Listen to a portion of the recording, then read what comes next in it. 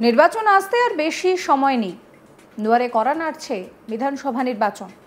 নির্বাচন পরিচালনার জন্য নির্বাচন কমিশন পর্যালোচনার কাজ শুরু করেছে। ভোট এলেই দিকে দিকে অশান্তি, ভোট লুট ইত্যাদি প্রচুর ঘটনা ঘটে। কত মানুষ এই ভোটের জন্য প্রাণ হারান, আর তারই মধ্যে এবার ভোটারদের জন্য সুখবর। ভোট দিতে আর বুথে যেতে হবে না। মোবাইল অ্যাপে ক্লিক করলেই আপনার ভোট আপনি পছন্দের ক্যান্ডিডেটকে দিয়ে দেবেন আর সেটা তার কাছেই যাবে। হ্যাঁ, একদম ঠিক শুনছেন, ভোট কেন্দ্রে না গিয়ে বাড়ি থেকে ভোট দিতে পারবেন। এই সিস্টেম চালু করছে নির্বাচন কমিশন।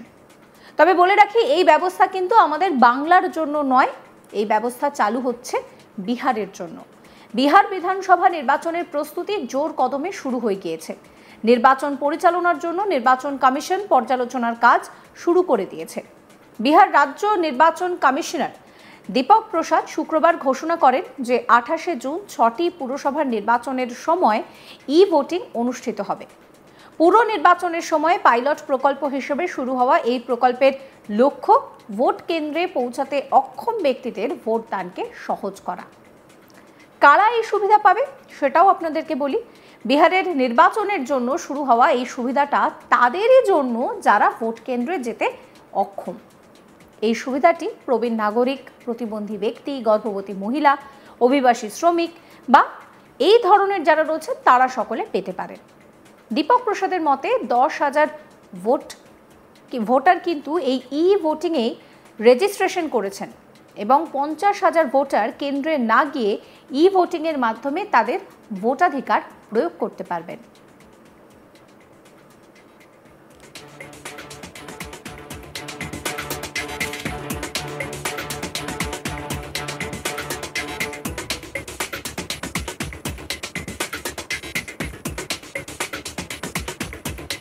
নতুন ই ভোটিং সার্ভিসের মধ্যে দিয়ে জালিয়াতি রোখারও কিন্তু ব্যবস্থা রয়েছে, যার জন্য প্রযুক্তির সাহায্য নেওয়া হয়েছে। ব্লকচেইন প্রযুক্তি নিশ্চিত করে যে ভোটগুলো একটি নিরাপদ এবং অপরিবর্তনীয় সিস্টেমের রেকর্ড এবং সংগ্রহ করা হয়। ফেস অথেন্টিকেশন এবং ম্যাচের মাধ্যমে লগ ইন করতে হবে। এছাড়াও ভোটারদের পরিচয় যাচাই করতে পারবে এই সিস্টেম। ডিজিটাল স্ক্যানিং এবং ওসিআর ভোটের সঠিক গণনা করতে পারে। ইভিএমে ভোটার ভেরিফাই করার যে পেপার, সেই অডিট ট্রেইলের মতন অডিট ট্রেইল ভোট ট্র্যাক করতে সাহায্য করে। ইভিএম স্ট্রং রুমে ডিজিটাল লক করতে পারে। মাত্র 2 জন ভোটার একটি মোবাইল নাম্বার থেকে লগ ইন করতে পারেন।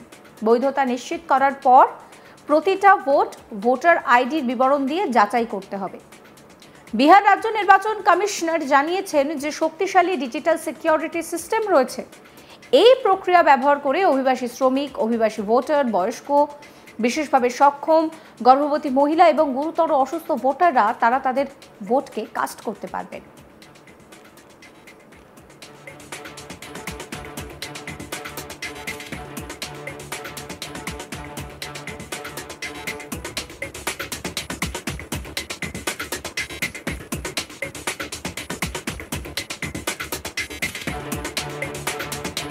যেখানে প্রায়শই নির্বাচনে শোনা যায় যে বিরোধী পক্ষ অভিযোগ করছে শাসক শিবির ভোট দিতে দিচ্ছে না, অশান্তি তৈরি করার চেষ্টা করছে, কত মানুষের মৃত্যুর খবর সামনে আসে, এরই মধ্যে কিন্তু এবার ভোটারদের জন্য সুখবর।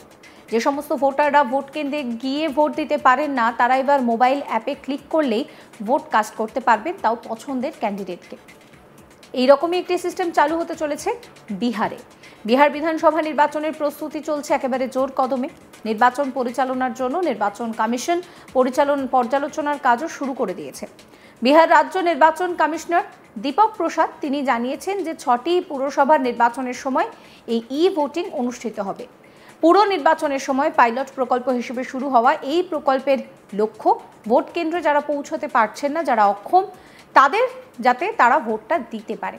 তবে সকলের জন্য এই সুবিধা নয়, এই সুবিধা যারা পাচ্ছেন তারা হচ্ছে মূলত যারা কেন্দ্রে যেতে অক্ষম, অর্থাৎ প্রবীণ নাগরিক, অসুস্থ মানুষ, প্রতিবন্ধী ব্যক্তি, গর্ভবতী মহিলা, অভিবাসী শ্রমিক, এরা কিন্তু এই অ্যাপকে ব্যবহার করে ভোট দিতে পারবেন।